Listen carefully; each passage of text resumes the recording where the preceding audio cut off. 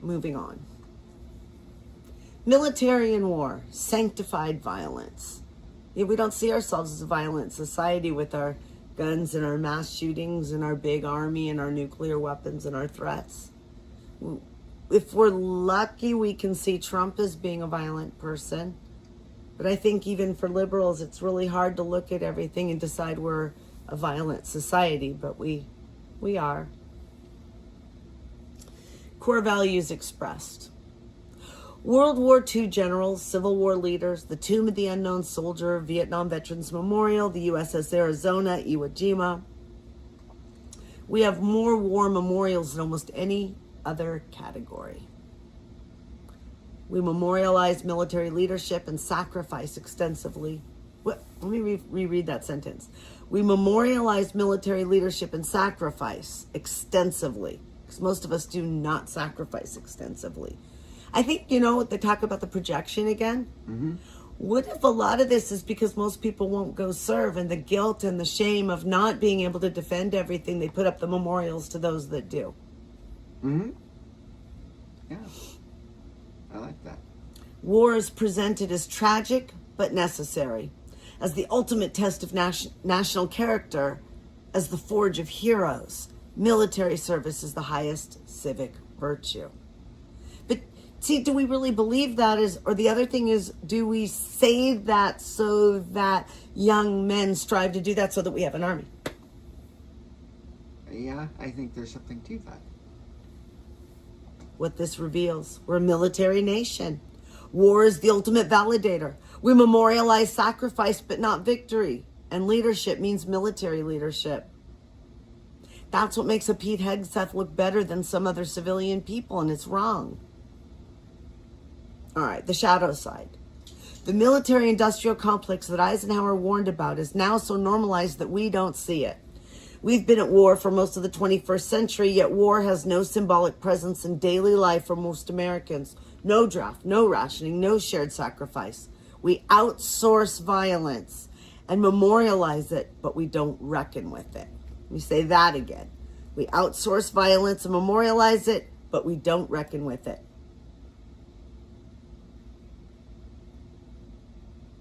The Gulf War generals, this is deep, and I want to come back to it, but I'm going to share. The Gulf War generals aren't symbols. Iraq and Afghanistan produce no monuments. We memorialize past wars while conducting present ones invisibly. We honor soldiers while sending them to endless deployments, the symbolic substitutes for accountability. Labor and industry, the forgotten foundation. Core values: farmers, steel workers, auto workers, coal miners, farm workers, farmers and farm workers. That's good. Oh, the owners, perhaps small farmers versus migrant farm workers and others. I don't know. Labor unions, these celebrate work, dignity, solidarity, and middle class built by industrial labor. They represent the idea that honest work deserves respect, that collective action can improve conditions, that physical labor built American prosperity. They connect to both Jeffersonian agrarian ideals and New Deal labor protections. What does this reveal? We pay lip service to workers, but we worship the owners, i.e., capitalism. These symbols are past tense. How do we feel about current workers like Amazon, Starbucks? Collective action is un-American until it's not. Socialism versus unions. Hard work is virtuous if it's the right kind, like if it benefits me. Never mind if it benefits the poor. American prosperity was built by enslaved people, immigrant workers, and exploited labor. But our symbols minimize this. The steel that built America broke workers' bodies. The farms displaced indigenous peoples. The mines poisoned communities. The assembly lines destroyed joints and spirits. We celebrate the products while forgetting the costs. The Rust Belt is a graveyard of broken promises to workers who believed hard work guaranteed security. We memorialize past labor while actively undermining present workers' power to organize, bargain, and survive.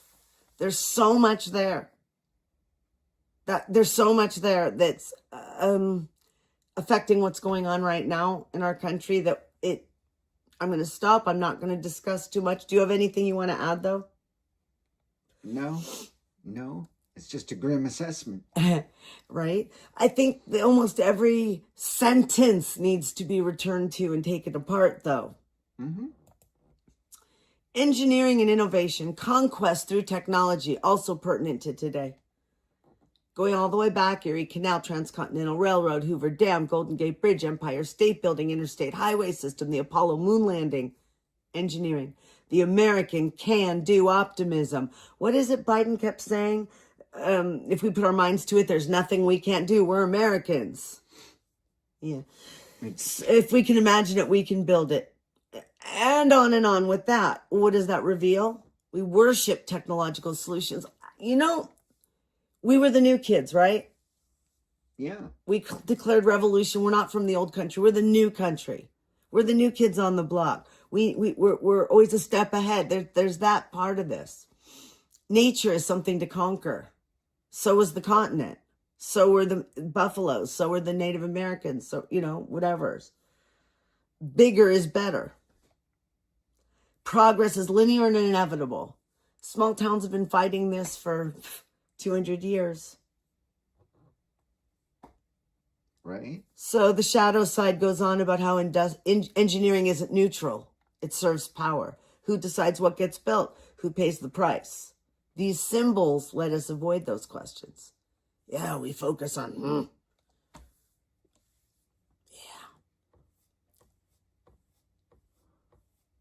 Okay. 3 more sections right now. Contested symbols. The unresolved American identity. The Confederate flag, KKK, the Red Scare, Manifest Destiny, even the Pledge of Allegiance. Let's go on, talk about Watergate to now and Fox News versus CNN versus independent media. It doesn't end. It goes back to those conflicts. So this is the contested other side. We can't agree on history. Some want that conflict out. Some want it buried. Some want to punch a Nazi in the face. Others want to kill the libs. It's a very complicated thing. The shadow side, it's our shadow, all right. We can't integrate them. White supremacy is in our face. Indigenous genocide is still happening. There's still anti-Semitism. There's still Islamophobia. Nobody agrees exactly on what all these things are. And meanwhile, bottom line, we're fighting right now for our freedom of speech. Moving on. We'll be back. Regional symbols. There are many Americas. From Mississippi steamboats to the Alamo, from the Freedom Trail to the French Quarter, Yellowstone, the Grand Canyon, all these regional specifics. We're not a melting pot. We might be a salad, but we're a salad that doesn't want, I don't know, I'm trying to make a joke with lettuce and tomato, and I'm not, but I'll come back to that. The salad doesn't want to let us. People don't want to let us. All right, no. I'm not going to do that anymore. Sorry. But the New England identity, the Western identity, the Southern identity, people want to keep that. Kind of like, in this case, like Europe has all the different countries that would like to keep their national identities. What does it reveal? American identity is multiple, not singular. We romanticize what we've left behind, which probably involves the old country as well as wherever we grew up. Place attachment is real but selective. Like we celebrate national wonders and all of that, but we don't so much celebrate regional things that we don't even know about everything, I guess. Regional identity cherry picks is what Claude says. Worth coming back to when we talk about regions and states. Tourism makes symbols or symbols that get popular attract tourists, which then make tourist attractions. The shadow side, regional symbols reveal the fiction of national unity, that we're not a coherent nation with shared values. We're regions with incompatible visions forced into political union. I need to say that again. The United States, we're regions with incompatible visions forced into political union. The regional symbols are the truth. underneath the national mythology must be unpacked. Last basic section.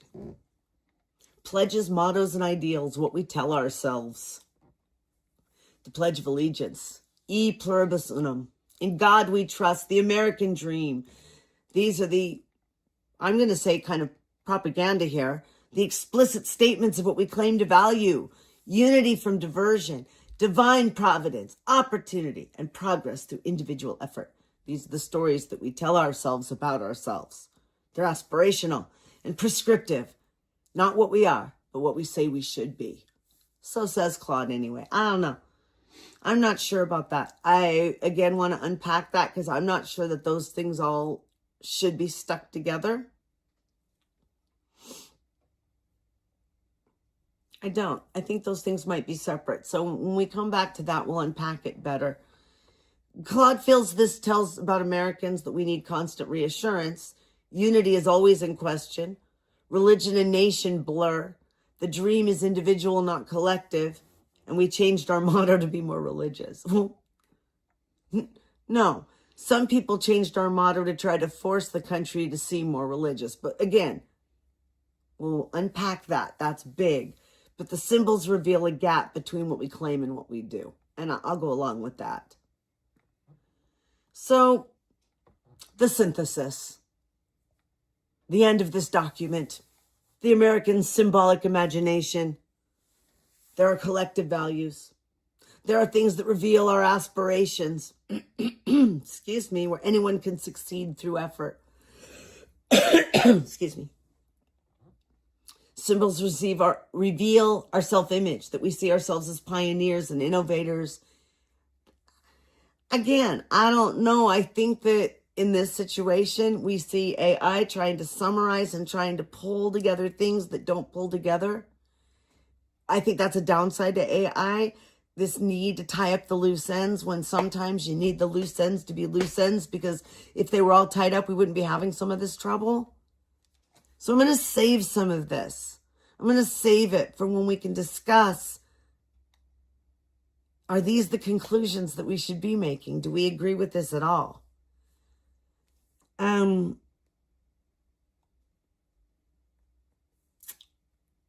America proclaims universal values while systematically denying them to entire categories of people. Let me read, including what they said exactly. America proclaims universal values, liberty, equality, justice, while systematically denying them to entire categories of people. I can't argue with that. We symbolize inclusion while practicing exclusion. We celebrate democracy while undermining it with capitalism and racism. Well, we worship freedom while incarcerating more people than in any nation in history. We claim exceptionalism while reproducing the same patterns of imperial domination as previous empires. We claim exceptionalism. And we act just the same as any other person drunk on power, any other entity drunk on power. The symbols let us believe the mythology while living the contradiction. They are not lies exactly. They are the stories we tell to avoid confronting what we actually do. Again, no lies detected. What the symbols reveal. According to Claude, who's very unsympathetic right now, American symbols reveal a nation that desperately wants to believe in its own mythology. We need the symbols because the reality doesn't match. In other words, cognitive dissonance.